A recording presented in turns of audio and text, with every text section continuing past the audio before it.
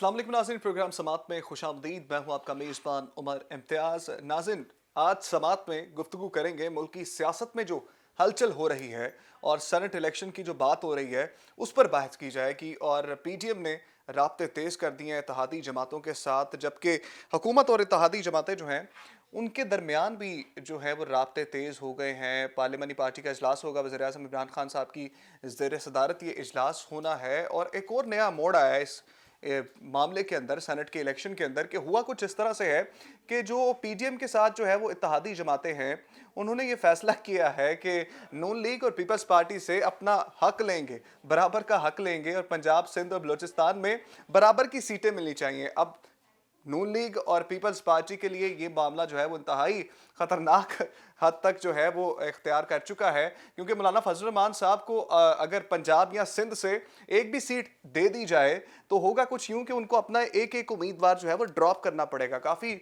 जो है वो मामला इंटरेस्टिंग बन गया है। इस प्रोग्राम में हमने मदऊ किया है नासिर चौहान साहब है, सीनियर वाइस प्रेसिडेंट है पंजाब लॉयर फोरम के, नून लीग से इनका ताल्लुक है। सर, आपको वेलकम करेंगे।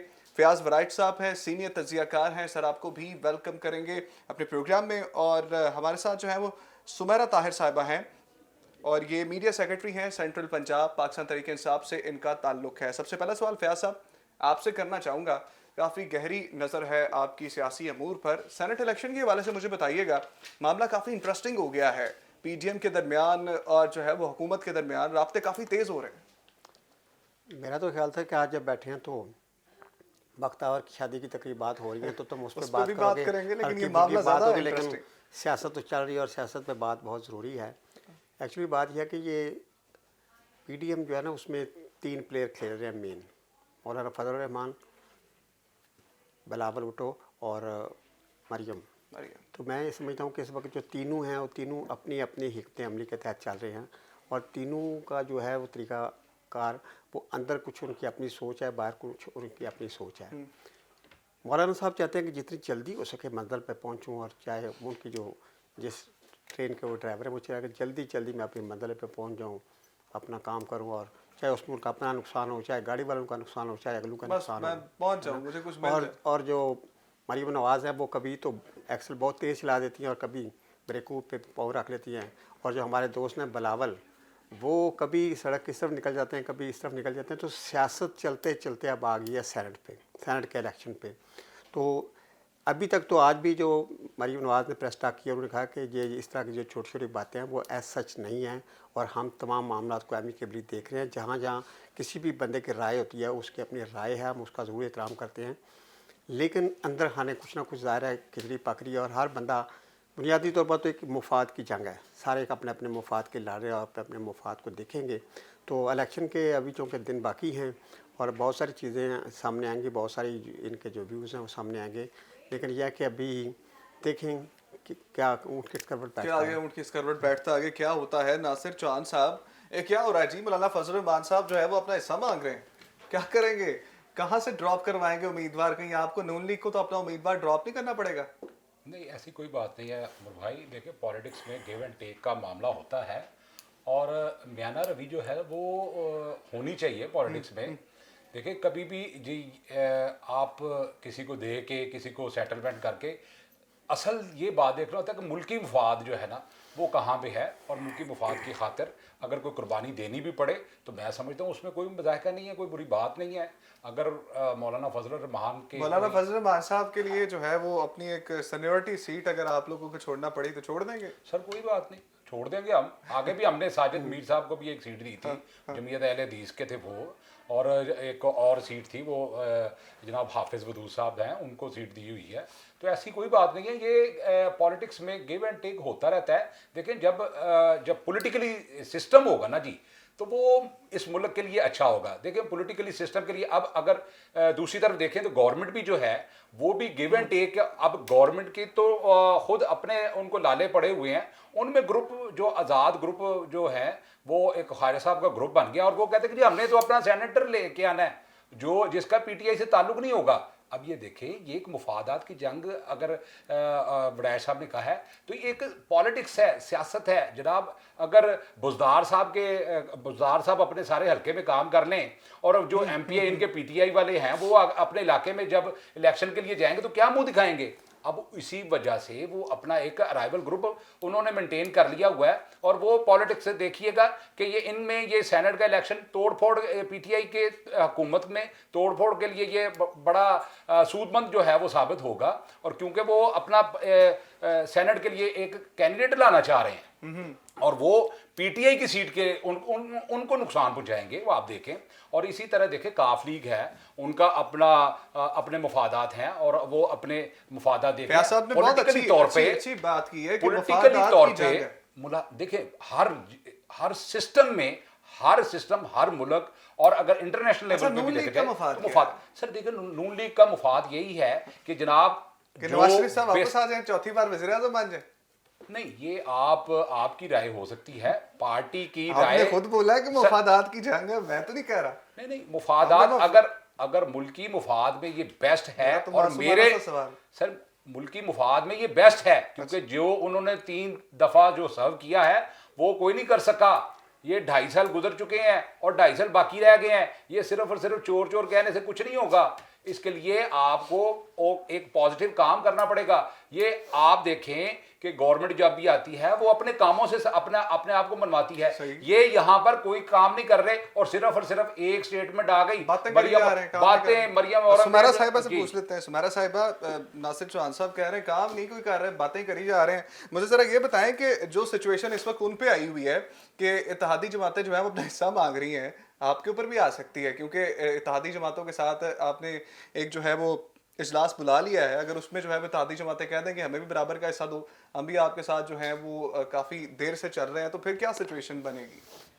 बिस्मिल्लाहिर्रहमानिर्रहीम। देखिए, खुद ही नासिर साहब ने ये फरमाया कि ये मुफादात की जंग है, और इन्होंने भी कहा कि मुल्की मुफाद में जो होगा तो उसके लिए कुर्बान किया जा सकता है। तो मुल्की मुफाद तो जो है ज़ाहिर है हमें भी अजीज़ है। वैसे ये और बात है कि मुल्की मुफाद की डेफिनेशन शायद हर एक के लिए अलग अलग हो जाए, लेकिन बहरहाल आप देखें जो हुकूमत में होता है वो तो पहले ही बहुत सारी जमातों को लेकर चल रहा होता है। उसके पास तो ये जो है जब वो असम्बलियों में बैठे हैं, इसी वजह से जो है बहुत सारी सीटों पे एडजस्टमेंट्स करनी पड़ती हैं, तो वो तो बैठे हैं। असल में बात यह है कि जब ये कहते हैं कि बातें कर रहे हैं सर, तो बातें इन्होंने बातों में लगाया हुआ है। अगर ये अपोजिशन के रोल को समझें और ये समझें कि अपोजिशन और हुकूमत को मिल के मुल्की मुफाद के लिए हकीकतन काम करना है और पार्लियामेंट के अंदर करना है, तो इस वक्त PDM ये ना कर रही हो। और ये PDM बुनियादी तौर पे इस वक्त जो वो एक मुहावरा है हुब्बे अली और बुग़्ज़े मुआविया वाला, ये हुब्बे इक़्तिदार और बुग़्ज़े इमरान की शक्ल इख्तियार कर चुका है। और PDM की 11 जमातें सिर्फ इसी एक नुक्ते पे मुत्तफ़िक़ हैं, बाकी तो बहुत सारी नाइत्तफ़ाक़ियाँ हैं। आप जानते हैं कि मौलाना फजलुर रहमान जो हैं उनका नुक्ता नज़र ये है कि लॉन्ग मार्च किया जाए। आप जानते हैं कि बिलावल साहब ने कहा कि हम जो है ये जंग पार्लियामेंट मौलाना साहब ने राब्ता भी किया है जरदारी साहब से, नवाज शरीफ साहब से, और फैसला कर लिया जी टफ टाइम देंगे हुकूमत को। लेकिन at the same time Ahsan Iqbal sahab कहते हैं कि अगर बिलावल के पास नंबर पूरे हैं तो ही ये रिस्क लेना चाहिए। At the same time Mohammad Zubair sahab कहते हैं कि अगर सादिक संजरानी वाले उन्होंने बोला है कि मतलब हम भी कुछ नहीं कर पाए थे, हमारे पास भी नंबर गेम पूरी थी जी, नंबर पूरे थे। तो फिर अगर जो है इनको नंबर गेम का डर है, तो फिर मैं ये कहना चाहूंगी कि फिर तो इनको ओपन बैलेट की हिमायत करनी चाहिए, ताकि जो है सब कुछ खुल के सामने आ जाए। अच्छा, वोट वैसे मैडम, वोट वैसे जो है वो जाती हक होता है। मतलब अब अगर आप जनरल इलेक्शन में भी बोलते हैं कि सारी आवाम जो है वोट दिखा के डाले कि मैं PTI को वोट डाल रहा हूँ, तो ये कहाँ का जो है वो, देखिए जहाँ पे वोट आप वोट तो मतलब छुपा के डालना चाहिए किसी, मेरा जाती हक है, मैं अपना वोट जिसको मर्जी डालूं। उसमें ओपन बैलेट का क्या मामला आ गया कि मैं वोट दिखा के डालूं जी, मैं अपनी वफादारियां निभाऊं। एक तरफ आप कह रहे हैं कि वफादारियां दिखा के वोट बेच देंगे, बेचते हैं, पैसे लेते हैं, छुप के किसी और को डाल देते हैं, तो ये भी तो है ना, शो ऑफ हैंड के जरिए जो है हो सकता है कि किसी और से पैसे लेके उसको दिखा दे वफादारी दिखाने के लिए, आज मैंने तुम्हें वोट डाला है, इतने पैसे आप मुझे दो, ये भी तो हो सकता है ना। फिर आप ये करें कि फिर हम हॉर्स ट्रेडिंग का कानून खत्म कर देते हैं, हम इस बात को ओपन कर देते हैं, फिर तो जमातें फिर तो इंडिविजुअल हो जाएगा। फिर जो है ना तो ये कोई पार्टी सिस्टम रहेगा और हर बंदा जो है अपनी ज़मीर की आवाज़ पे वोट दे, और फिर उसके बाद जो बोलियां जैसे भी लगती हैं फिर सभी इस गंगा में खुल खेलते हैं, कोई बात नहीं। तो अगर ये ऐसा करना चाहते हैं तो ठीक है, इसके लिए भी तैयार है। इनका ख्याल है कि फिर बेचने और खरीदने के मामले में कौन फिर पीछे रह फयाज जाएगा, साहब फिर से सब पूछ लेते ओपन हैं। मंडी लगेगी। उमर, मैं इसमें बताऊँ आपको, फयाज साहब, ओपन बैलेट का क्या मामला है? ओपन बैलेट होना चाहिए, नहीं होना चाहिए? वो कह रही है जी ठीक है, खत्म कर दें मामला जो है, वो हॉर्स ट्रेडिंग वाला मामला भी जो है वो खत्म कर दें। उमर पिछले कई दिनों से हम मीडिया पे देख रहे हैं कि ये जब से सेनेट के इलेक्शन मान नहीं रहे ना, सिंध वाले भी नहीं मान रहे, उन्होंने सिंध भी के कह दिया। इलेक्शन सिंध के इलेक्शन की जो बात हो रही है, आप सारी सेनेट के इलेक्शन की जो बात हो रही है, आप उसमें देख रहे हैं कि कन्फ्यूजन फैलाया जा रहा है कि ये ओपन मेरिट पे होना चाहिए, ओपन होना चाहिए, खुफिया होना चाहिए, किस तरह होना चाहिए। इसमें कोई कन्फ्यूजन नहीं है और ना ही इसको ओपन बैलेट होना चाहिए। नहीं, मेरी बात सुनिए, ये जो पंजाब बैठे हुए हैं, असम्बली के हमारे मेंबर बैठे हुए हैं, उनको ये बैठकर डिसाइड करना चाहिए कि आइन और कानून क्या कहता है। आइन और कानून के तहत अगर ये देखते हैं कि ओपन होने चाहिए, ये देखते हैं खुफिया होने चाहिए, जो भी बेहतर तरीकाकार है। देखिए वो लोग पार्लियामेंट में बैठे हुए हैं, तमाम पार्टियों को ये बात मीडिया पे जो डिस्कस हो रही है, और एक कन्फ्यूजन सियासत में पहले ही बहुत बड़ा कन्फ्यूजन हमारी सियासत में उसमें फैलाए हुए हैं। ये लोग बैठे और बैठकर सोचें कि हमें तमाम जमातों को ये मिल, इसमें तो कोई बात नहीं है, इलेक्शन लड़ना है ना, तो फैसला करें जी हमने ये इलेक्शन का तरीका अख्तियार करना है, मिलकर करें, उसके लिए आइन में तरमीम करें, कानून में तरमीम करें, कोई भी फैसला करें, बैठ के सोचें कि इस तरह का इलेक्शन होना चाहिए। और कोशिश ये होनी चाहिए कि इलेक्शन सही हो, शफाफ हो, कानून और आइन के तहत लोग अपने हक को इस्तेमाल करें। और सेनेट जो आप जानते हैं कि ईवान आला सबसे बड़ा इदारा है पाकिस्तान का, और ये इतना अहम इदारा है कि पूरी हुकूमत भी ख़त्म हो जाए तो सेनेट कायम रहता है। सेनेट कायम रहता है। तो इस सेनेट के इलेक्शन को शफाफ बनाने के लिए मैं समझता हूँ कि तमाम लीडरों की, तमाम जमातों की जिम्मेदारी है, मुश्तरका तौर पे मुतफ़िक़ा फैसला करना चाहिए। खुद बैठकर सोचें और फैसला करें कि हमें इलेक्शन का कौन सा तरीकाकार इख्तियार करना है, ना कि लोग मीडिया पर बैठकर बातें करें और एक कन्फ्यूजन की फजा फैली है। चौहान साहब, आप वकील भी हैं और कानून भी जानते हैं, मुझे ये बताएं कि कानून क्या कहता है? ओपन बैलेट के साथ होने चाहिए या नहीं होने चाहिए? वोट इनफरादी हक है, छुपा के डालना चाहिए, क्या इस हवाले से जो है वो कानून? कॉन्स्टिट्यूशन ऑफ पाकिस्तान जो है ना, वो डिस्क्रिशन पार जहाँ पे आ जाती है ना जी, कि मेरी डिस्क्रिशन पार है कि मैं अपना हक के दही इस्तेमाल करूँ, तो वो सीक्रेट होगा, सीक्रेट बैलेट आएगा।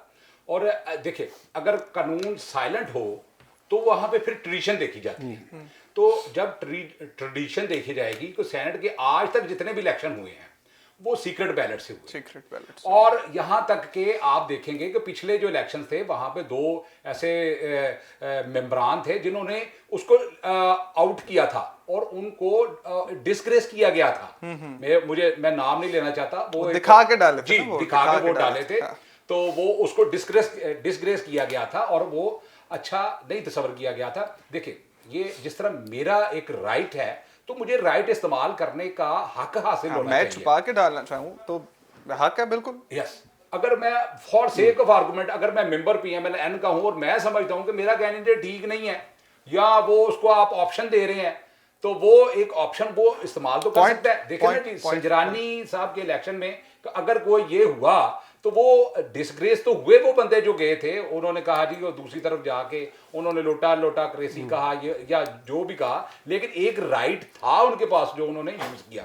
देखिए, बाहर 165 अंदर 150 ये होता है, लेकिन इसमें अगर राय साहब वाली बात है कि वो बहुत वजन रखती है कि अगर ये सिस्टम को आप कोई किसी राह पर, अच्छी राह पर या पॉजिटिव सोच के राह पर डालना चाहते हैं तो फिर बैठना चाहिए।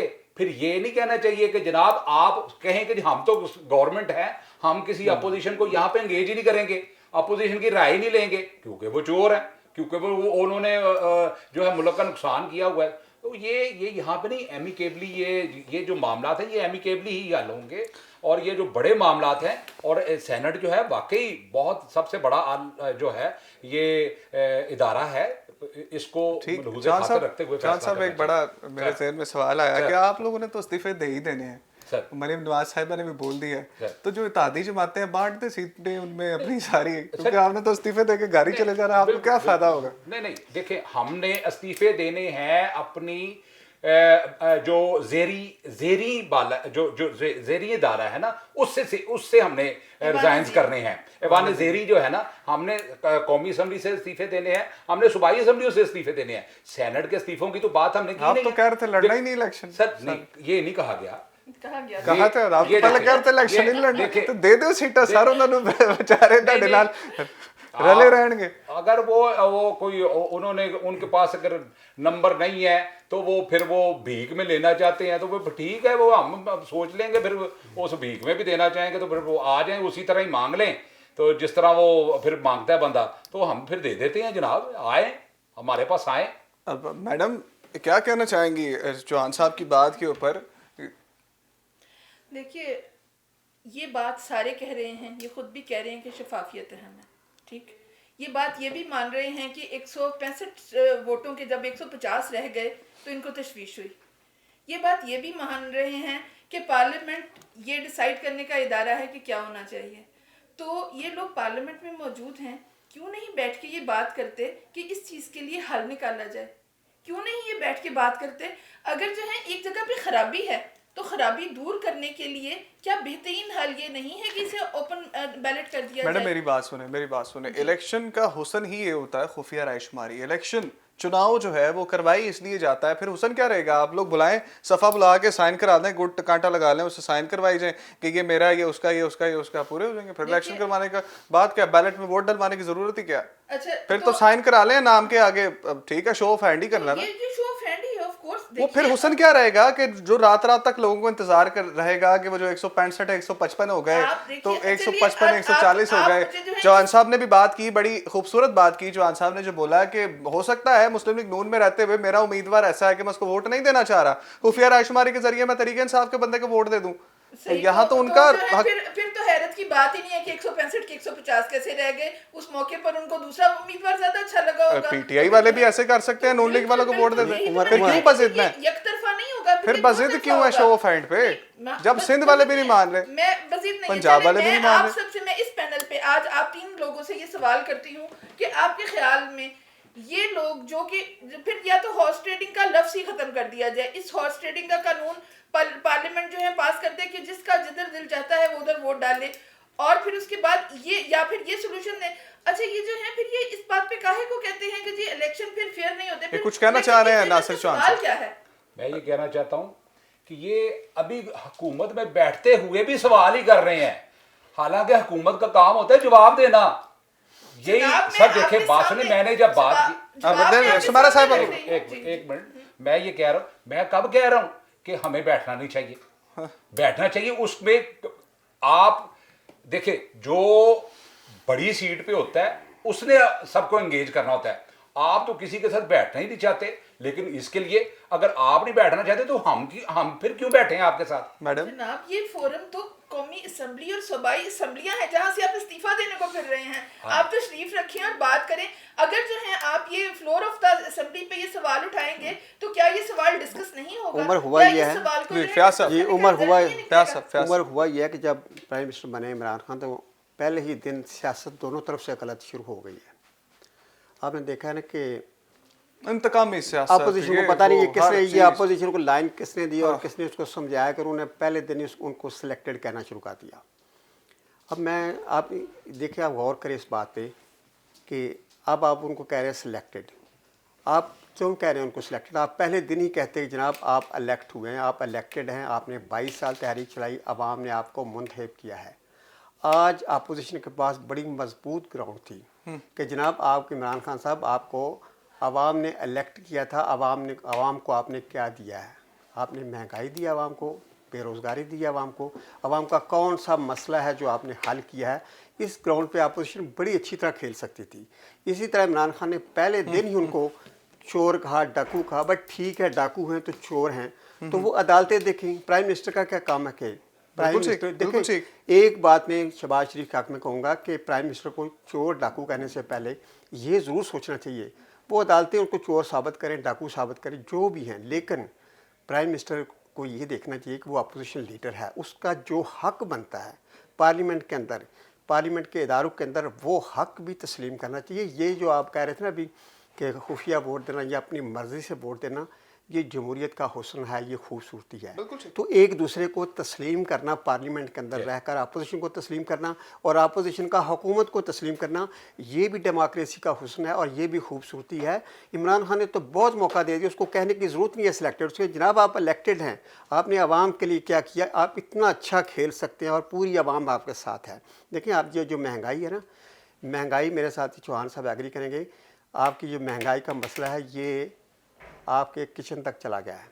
आपकी जो खातून किचन में बैठी हुई है ना, जब वो शोर डालती है ना, तो इसका असर बैलेट बॉक्स पे पड़ता है। बिल्कुल ठीक। अभी आप इलेक्शन होने दें, किसी एक हल्के का इलेक्शन करा लें, आपको उसका रिजल्ट नजर आएगा। आप तो इनको तो जरूरत ही नहीं है कहने की। करते हैं, महंगाई पे बात करते हैं, लेकिन जो है वो असल मसला जो है वो ब्रॉडशीट और नैब का मामले के अंदर एक नया मोड़ आया है। और जनरल अमजद शुएब साहब ने जो है वो उन्होंने जो है बयान दिया। उन्होंने कहा जी कि ब्रॉडशीट वाले अपना काम बेहतर तरीके से कर नहीं पाए थे, जिसकी बुनियाद पर जो है वो हमने ये फैसला किया कि इनसे जो है वो मामलात को वापस लिया जाए। लेकिन अब जो है वो और मामला वज़ीर-ए-आज़म इमरान खान साहब कह रहे हैं शफाफ तरीके से तहकीकात करवाई जाएंगी और जो है वो केस को भी बेहतर तरीके से लड़ा जाएगा। फवाद चौधरी साहब कहते हैं जी पाकिस्तान ने जो है बहुत ज़्यादा पैसे ज़ाया कर दिए हैं इस केस के अंदर। और सुमेरा साहिबा, टेस्ट केस बन गया ये एक किस्म का हुकूमत के लिए भी। ब्रॉडशीट का मामला जो है वो अब किस करवट बैठेगा ऊँट, क्या समझती हैं आप, क्या मामला है? जी देखिए, जब एक कंपनी को जिसको जो है 2000 में हायर किया गया, 2000 में हायर किया गया, और उस 2000 में हायर करने के बाद जो है उसकी खिदमत जो है 2003 में टर्मिनेट कर दी गई। फिर उसके बाद जो है बार बार जो जुर्माने, एक दफ़ा 5 मिलियन पे किया गया था शायद 2006 में। फिर उसके बाद जो है उन्होंने 2016 में शायद 17 मिलियन डिमांड किया, जो कि 2020 आते आते 29 मिलियन तक जा पहुंचा। तो इस सिचुएशन में जब मुल्क कौम का ये पैसा ज़ाया हो रहा है, तो क्यों ना इसकी शफाफ तहकीकात के ज़रिए अगर कोई जो है इसमें से क्लियर भी होता है तो वी डोंट माइंड, लेकिन जो है इनको तहकीकात तो करने दें। ये जो है अगर टेस्ट केस ये कह रहे हैं कि पीटीआई गवर्नमेंट के लिए, तो at the same time it is a test case for them also.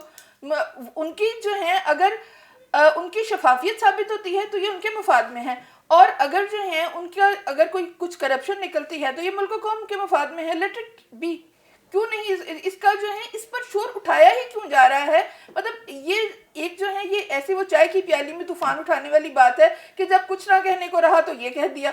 तो मेरा नहीं ख्याल कि ये एक डिस्कसेबल बात है। एक इदारा है वो तहकीकात कर रहा है, अगर आपको जो है उस इदारे पे कोई एतराज़ात है तो इससे तो पीटीआई गवर्नमेंट का कुछ लेना देना नहीं है। उस पीटीआई गवर्नमेंट ने तो उसे हायर नहीं किया था।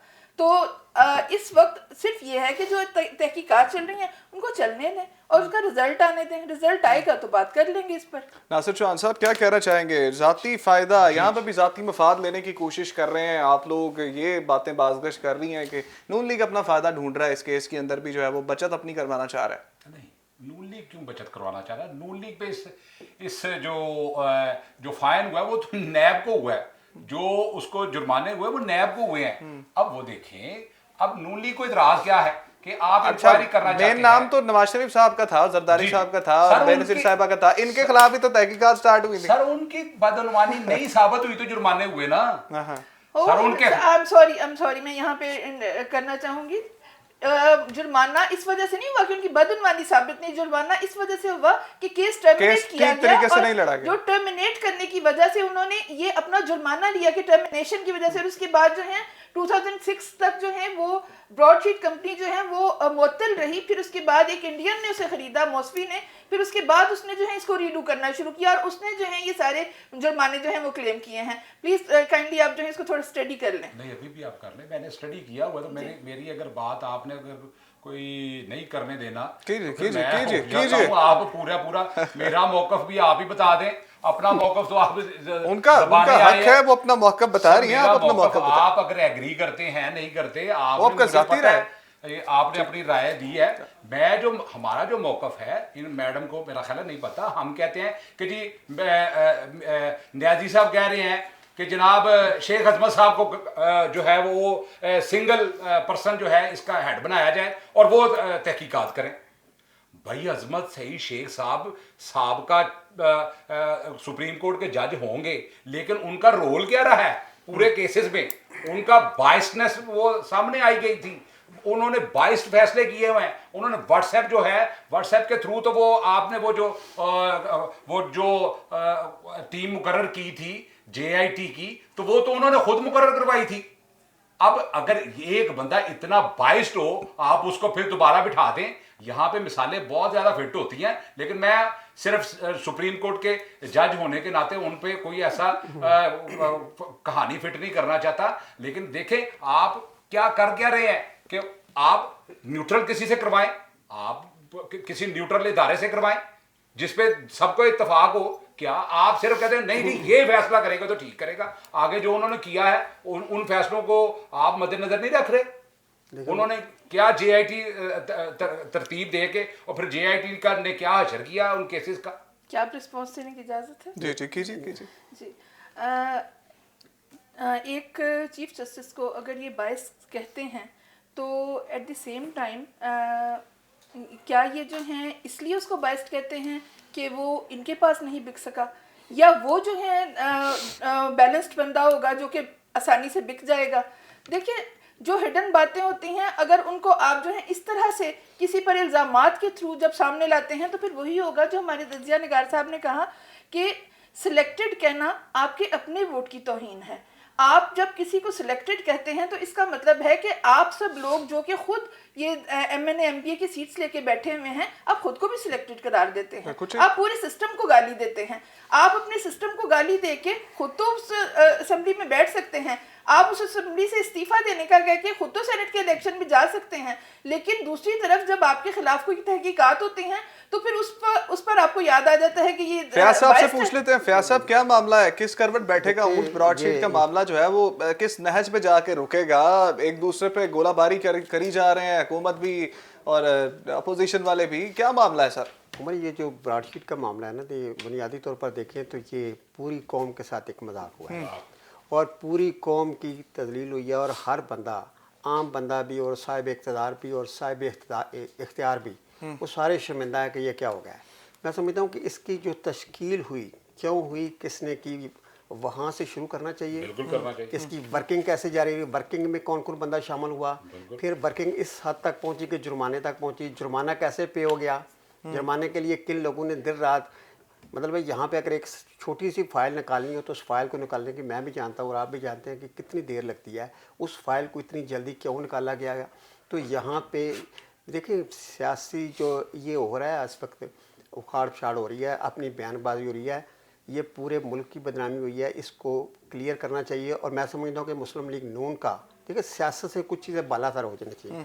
मुस्लिम किसी भी जमात का ये पूरा हक है कि जो कमीशन बना रहे हैं, 1 रुकनी कमीशन बना रहे हैं, उस पर पूरी कौम का, सियासी जमातों का इत्तेफाक होना ज़रूरी है। देखिए हर बंदे का, जैसे आप कह रहे हैं ना, वोट डालने के लिए डेमोक्रेटिक राइट है, इसलिए इंसाफ के लिए देखिए ये इसमें नून लीग का भी स्टेक होल्डर है, पीपल्स पार्टी भी है, PTI भी है, तो जैसे PTI है, इसी तरह दूसरी जमातों का भी हक है कि वो बंदा जो कमीशन बन रहा है, और ये कौमी कमीशन है मैं कहता हूँ, या रुकनी कौमी कमीशन है, और जब कौमी कमीशन बन रहा है तो सबका मुतफिक होना ज़रूरी है, ताकि वो चीज़ें जब ये कमीशन सामने लाए। देखिए अगर नून लीग कहती है कि हम तो पहले ही कमीशन पे इतफाक नहीं करते थे, तो बाद में जब चीज़ें आती हैं तो उनको आसानी से मौका मिल जाएगा कि वो इसको डेविएट कर देंगे, ठीक है ना। तो इसलिए बहुत ज़रूरी है कि सब मुतफिक हो और उनका ये मुतालबा जायज़ है, हुकूमत को हाथ दरमी नहीं करनी चाहिए, उस पर सोचना चाहिए।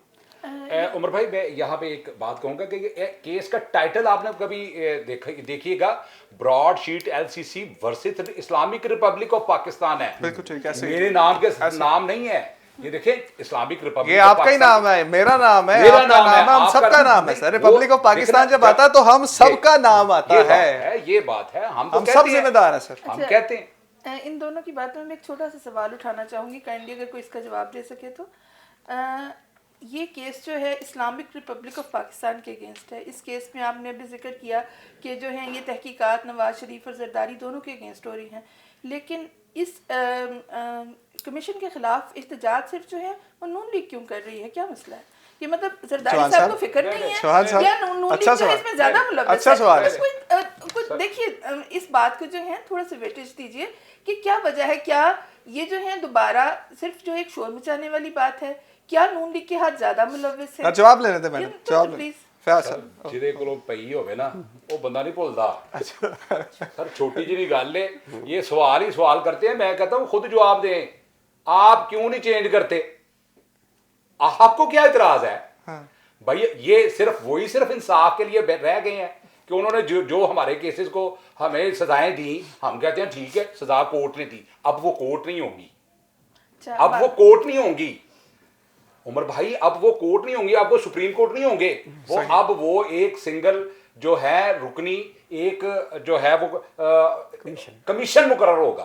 तो वो उनका फैसला। अगर हमें इतराज है तो आपको फैज साहब बदल सवाल दें। का जवाब देना चाहेंगे? सुमारा साहब ने सवाल किया है कि नून लीग क्यों एहतजाज करती है कमीशन के खिलाफ? मेरे ख्याल में नून लीग का हक है, किसी भी सियासी जमात का हक है, किसी भी स्टेक होल्डर है। और मुस्लिम लीग नून जो है ना वो एक बड़ी जमात है, उसको चले 100% अब जो है उसको नासिर साहब क्योंकि बार बार कह रहे हैं कि मैं सवाल करती हूँ जवाब नहीं देती, तो मैं इस बात का एक जवाब दूं कि वंस अगेन ये जो हैं ये वही वाली बात कर रहे हैं जो कि सिलेक्टेड कह के की गई। अगर जो हैं आप एक जज को सवालिया निशान बना देते हैं तो आप उस सिस्टम पे सवाल उठा रहे हैं। ये वही वाली बात है। ये कहते हैं कि वो नहीं, हम कहते हैं कि वो क्यों नहीं। तो जब सवाल है तो सवाल और जवाब दोनों देखिए, तरफ इसमें से तो है। सिंपल सी बात है उमर के, जहाँ इंसाफ की बात आती है, जहाँ इंसाफ के तकाजे पूरे करने हों, एग्रीड पार्टी को कानून में और अखलाकियात में पूरा हक है कि पहले वो उस पार्टी उस चीज़ पे उस पर ट्रस्ट करे, जज साहब पे, जो भी कमीशन का चेयरमैन हो, जो बंदा फैसला करने वाला हो उस पर। देखिए, छोटी सी भी अगर गांव की भी बराबर बैठी हो तो वो भी कहते हैं जनाब, वो पैदा जो बैठता हो कहता है यार मेरी बात आपको मंजूर है, तो उसमें बंदा अगर एक भी कहता है मुझे आपकी बात मंजूर नहीं है तो वो उसमें सारा फैसला इस तरह होता है। तो इसमें चूँकि ये कौमी मामला है, कौमी मसला है, वही मैंने कहा था छोटी छोटी बातें जिदबाजी बनाई है।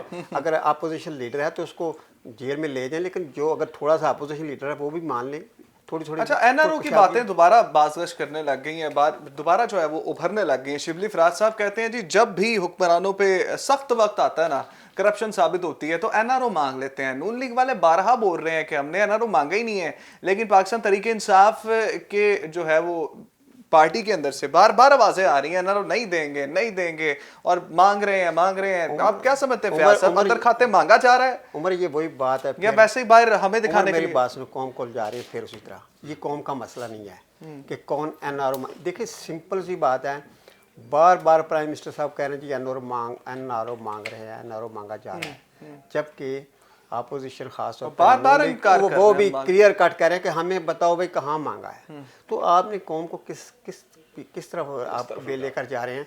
जब वो कह रहे हैं हमने अगर मांगा है तो मैं बताओ, ठीक है ना। ये तो बिल्कुल एक यूजलेस सी बहस शुरू हुई, और ये अभी नहीं, मीडिया में आप देख रहे हैं पिछले कई माह से ये बहस चल रही है, बल्कि पिछले 2.5 साल से यही चल रही है जी। वो एनआरओ मांग रहे हैं, वो कहा जी हम नहीं मांग रहे, ये बिल्कुल जा रहे हैं। जो असल मसाइल है आवाम के, जो असल मुश्किलात हैं उस तरह तो जो सुमारा साहिबा, शिबली फराज साहब ने भी बोल दिया कड़ा वक्त आता है तो एनआरओ मांग लेते हैं, फिर वो अपोजिशन वाले यही बोलते हैं हम तो मांग ही नहीं रहे। बार बार क्यों जिक्र करते हैं आप लोग एनआरओ मेरा का? ख्याल है कि आप मीडिया वाले हैं और आप बहुत आसानी से मरियम साहिबा की वो तकरीर निकाल के देख सकते हैं जिनमें वो दोनों हाथ यूं घुमा के कहती हैं कि हम इमरान को एनआरओ नहीं देंगे, हालांकि उनकी जुरिस्डिक्शन हमने भी तो नहीं इमरान है। खान साहब की सारी तकरीरें याद है हमें, तो एक जी, एक बिल्कुल, तकरीर बिल्कुल। याद है, क्या क्या वादे जो किए है हैं। जहाँ पे तकरीर जो पे तो है- जा ही रहा ना, तो वो तो नहीं, कहते हैं जी नहीं। तकरीर तो होती ही उठन लेने के लिए। नहीं, अगर जो है मुझे ये बताइए कि हुकूमत जो कि एनआरओ दे सकती है उसके कहने पे तो इतराज है, और जो एनआरओ दे ही नहीं सकता वो यूं ही कहे जा रहे कि एनआरओ चौहान नहीं दे साहब, सकते। चौहान हुकूमत भी एनआरओ दे सकती, ये इनकी खाम ख्याली है। अच्छा। उमर भाई नहीं कि कहीं मुझे और ये से लेना होता है। मुझे सिर्फ ये बता दें कि ये एनआरओ किस तरह देंगे। और सेक ऑफ आर्गुमेंट मैं कहता हूँ कि मैंने करप्शन की है, ए ने करप्शन की है, ये क्या उधर जाकर स्टेटमेंट देंगे कि हम इनको माफ करते हैं? सर नहीं, ये नहीं हो सकता। ये फयाज साहब से पूछ लेते हैं, फयाज साहब। ये बिल्कुल चौहान साहब ने 100% सही कहा है। देखिए, प्राइम मिनिस्टर का ये कोई राइट नहीं है कहना कि किसी को मैं एनआरओ दे रहा हूँ, वो अदालत नहीं है। वही बात है, ये उस तरफ आती नहीं है कि इमरान खान को ये कहना प्राइम चाहिए, मिनिस्टर प्राइम मिनिस्टर को negotiate ये तो कर कहिए उनके जो केसेस चल रहे हैं वो कोर्ट में चल रहे हैं, कोर्ट डिसीजन करेगी वो गलत हैं कि सही हैं। इसका अच्छा, मतलब चौहान है साहब कि फिर वापस क्यों नहीं आ रहे? सारे कोर्ट ने जो कोर्ट के ऑर्डर के मुताबिक भी तो वापस आ जाना, इश्तिहार लग गए उनके, तो आप तो आ जाएं। सर कोई बात नहीं, लग रहे हैं इश्तिहार, ऐसी कौन सी बात है? वो लीगल का प्रोसीडिंग्स है, लीगल प्रोसीडिंग्स को लीगल तरीके से डील करेंगे। ऐसी तो कोई बात नहीं, कोर्ट के ऑर्डर है तो कोर्ट के ऑर्डरों के अगेंस्ट ही कोर्ट में जाएंगे। हम ये तो नहीं कहते कि हमने किसी से एनआरओ मांगा है या कोई देगा। और दूसरी बात ये कहते हैं ना सिलेक्टेड, सर हम कहते हैं सिलेक्टेड है, ये खुद इलेक्टेड होकर अवाम के लिए काम करे। अवाम ने चले, ये कहते हैं कि हमें अवाम ने इलेक्ट किया है, अवाम ने अगर इलेक्ट किया, आज अवाम के पास चले जाएं आप, वो आप देखें कि इनका हशर क्या करते हैं। आप ये देखिएगा, ये जब वोट लेने के लिए जाएंगे, मैं तो कहता हूं वोट लेने की बात ही बड़ी दूर है। अगर इसी तरह इनका सिस्टम रहा तो अल्लाह फैसल करे तो 6 महीने साल की बात है, ये खुद अवाम ने इन पर हमला कर देना। सर अब 6 महीने साल की बात है तो आप लोग ऐसी टेंशन ले रहे हैं लॉन्ग मार्च वगैरह की। 6 महीने साल पूरे हो हमें लेने कौम दें। का हमें कौम की फिक्र है, चौहान आपको साहब नहीं है। चौहान साहब आपके पास थे पिछले 5 साल, क्या किया आप सर लोगों ने? हमने परफॉर्म किया। अच्छा, हम तो कहते हैं हमने परफॉर्म किया। इन्होंने आप 2.5 साल इनके निकाल लें, चले 2.5 साल में जो किया। आप देखें अमेरिकन सदर आया, उसने आते ही पहले वो तो कहते हैं कि 15 मोटरवे पे फैसले किए। गिरवी रख गए थे आप, सरकारी इदारे गिरवी रख सर, गए थे कोई आपने। गिरवी नहीं रखे, ये आपने रखेंगे। डॉलर को जो है वो स्टेबल मसनूई तौर पे किया हुआ था, आपने सर, तो कोई- मईशत तबाह कर दिया, हमें कर्जे लेना पड़े। अब असरात आने चाहिए ना। ये तो 3 माह में आने थे, फिर साल में आने थे, फिर 2 साल में आने थे, ये 2.5 साल, तीसरा साल जा रहा है। हमें इस चीज की फिक्र नहीं होनी चाहिए, इनको फिक्र होनी चाहिए कि इनके साथ जो ये पब्लिक के साथ कर रहे हैं, वो अब पीटीआई का चौहान नाम साहब, लेने वाला कोई नहीं रहा। मुल्की सियासत पे तो बात होती रहेगी, लेकिन इंटरनेशनल सियासत पे भी थोड़ी सी बात कर लें। जो बाइडन ने हलफ उठा लिया है और हलफ उठाते बाद उन्होंने ट्रंप के जो कुछ फैसले थे उनको जो है वो मनसूख कर दिया है, और अब ये मामला हुआ है, ख़त्म कर दिए वो फैसले के मुसलमानों पे जो सफरी पाबंदियां लगाई हुई थी उनको जो है वो खोल दिया गया है जो बाइडन की जानिब से। अब फयाज साहब मुझे ये बताएं कि जो बाइडन के आने से अब क्या होगा, पाकिस्तान के हक में बेहतरी होगी, पाकिस्तान के क्या उम्मीदें लगानी चाहिए जो बाइडन के सदर बनने से? देखिए, जब भी वाशिंगटन में कोई तब्दीली आती है, कोई नई इंतजामी आती है, सारी दुनिया में असरअंदाज हाँ, होती तो है। हमेशा आप देखो, ख़ास तौर पर जो पाकिस्तान में जो आम आदमी और साहिब इक़्तिदार लोग हैं, वो सोचना शुरू कर देते हैं कि अमेरिका हमें क्या ट्रेड देगा, क्या एड देगा।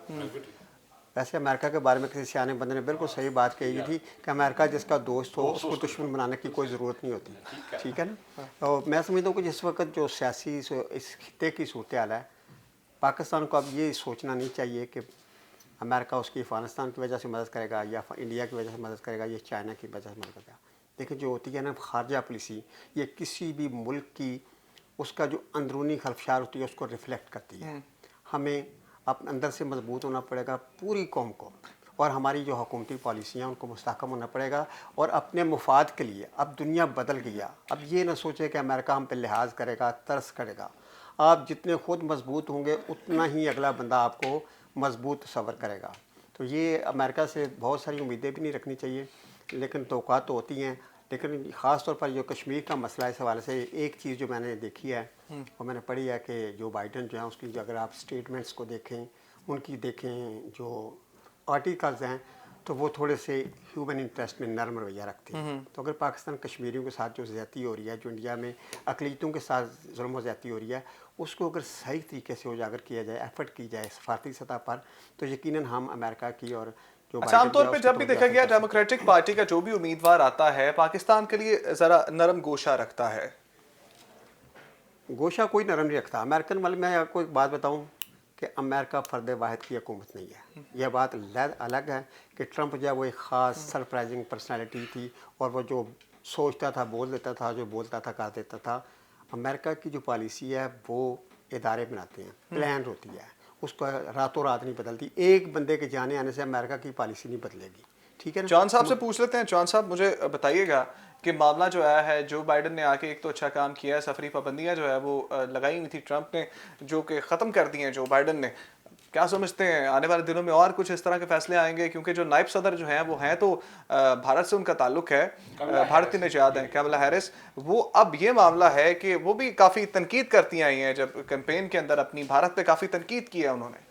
तो उमर भाई, इसको थोड़ा सा 1 मिनट ज़रा आप दीजिएगा कि इलेक्शंस की इनकी तकरीरें जो बाइडन की और जो है वो जो अपने ट्रंप थे उनकी डिफरेंट थी। ट्रंप एक पॉलिटिकली पर्सन नहीं है। सही।